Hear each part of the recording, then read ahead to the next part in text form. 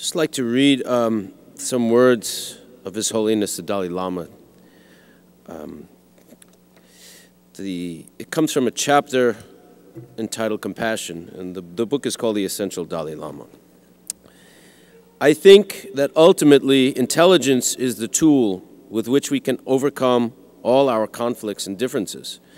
It is therefore important that human intelligence be utilized in a constructive way. That is the key. If we utilize its capacity properly, then not only human beings would become less harmful to each other and to the planet, but also individual human beings would be happier in themselves. It is in our hands. Whether we utilize our intelligence in the right way or the wrong way is up to us. Nobody can impose their values on us. I believe the individual is the key. For change to happen in any community, the initiative must come from the individual. If the individual can become a good, calm, peaceful person, this automatically brings a positive atmosphere to the people around him or her. This is why mental attitude is more important than external conditions. I suggest that we should pay more attention to our inner qualities. There are a number of qualities which are important for mental peace, but from the little experience I have, which I love that he says he has little experience in peace. This is the Dalai Lama. I believe that one of the most important factors is human compassion and affection, a sense of caring. As a Nobel laureate, the Dalai Lama has taken these actions into the world. I would like to introduce two Nobel laureates who were part of a delegation that went to Dharamsala to personally deliver a statement of support signed by 8 Nobel Peace Laureates. Shirin Ebadi was awarded the 2003 Nobel Peace Prize for her efforts to promote human rights, in particular the rights of women, children, and political prisoners in Iran. She is the first Muslim woman to receive the Nobel Peace Prize and one of the first female judges in Iran. As a lawyer, Dr. Ebadi has taken on many controversial causes defending political dissidents and as a result has been arrested numerous times. Jody Williams received the Nobel Peace Prize in 1997 for her work to ban landmines through the international campaign to ban landmines. Like others who have seen the ravages of war, she is an outspoken peace activist who struggles to reclaim the real meaning of peace, a concept which goes far beyond the absence of armed conflict and is defined by human security, not national security. Please welcome Shirin Ebadi, Jody Williams.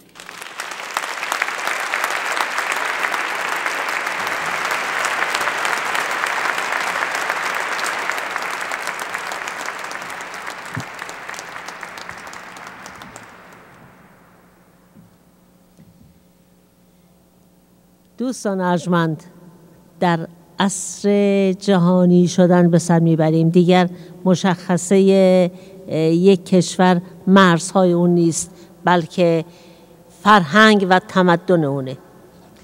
Dear friends, at the age of globalization that we live, borders do not define countries. It's the culture and the people that define countries.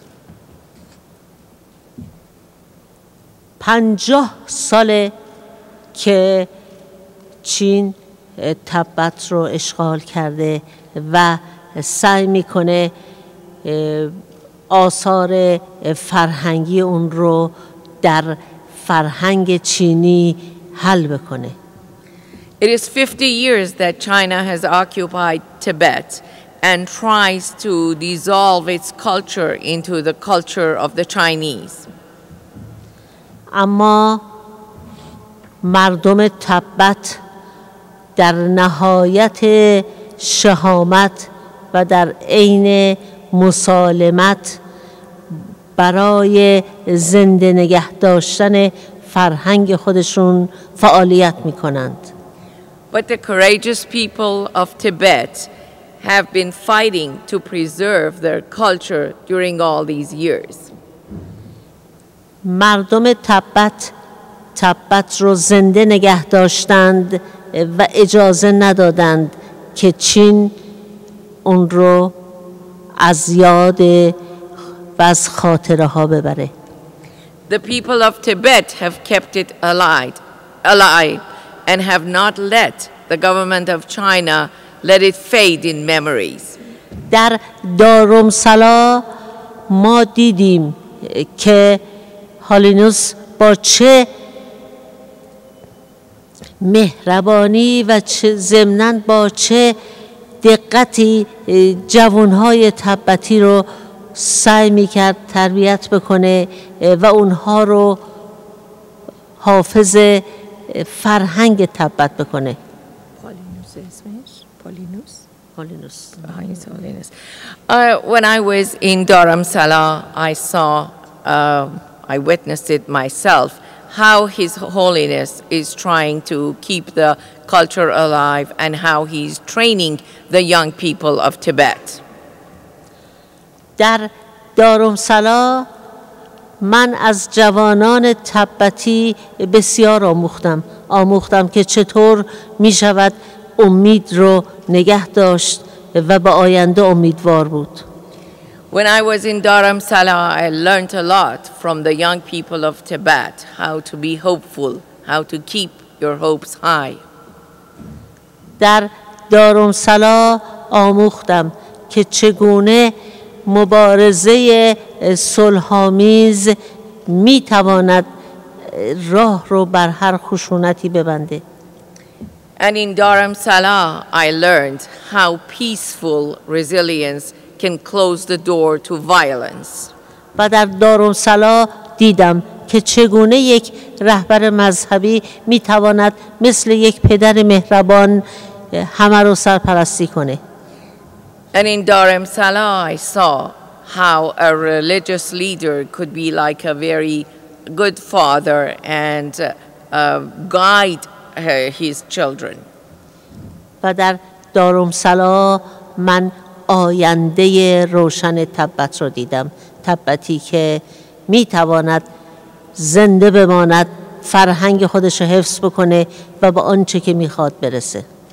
And in Dharamsala, I saw the bright future of Tibet, a Tibet that can stay, that can resist, and that can stay alive and get to where it wants to get. و امیدوارم که روزی ما همین مراسم رو در خود تبت داشته باشیم. And I hope that one day in Tibet we will see the same culture.